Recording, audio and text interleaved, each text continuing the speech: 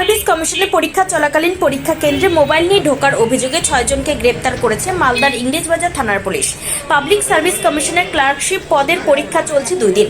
Police সূত্রে জানা গিয়েছে ধৃতদের নাম দেবাশিস প্রামাণিক, বিশাল মণ্ডল, সমৃদ্ধ দাস, আব্দুল তোহাসিন হোসেন, শ্বেতাবর শেখ ও মোহাম্মদ আমিরুল।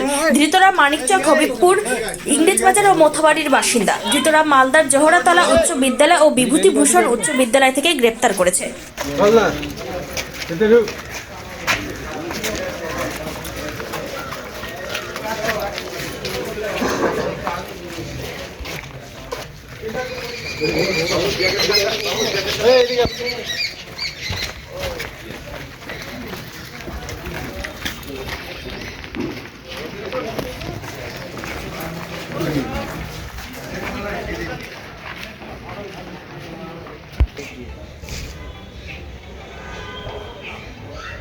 বিলাল হালদার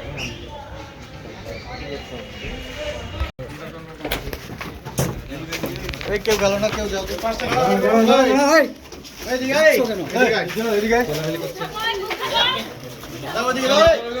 এদিকে এদিকে এদিকে এদিকে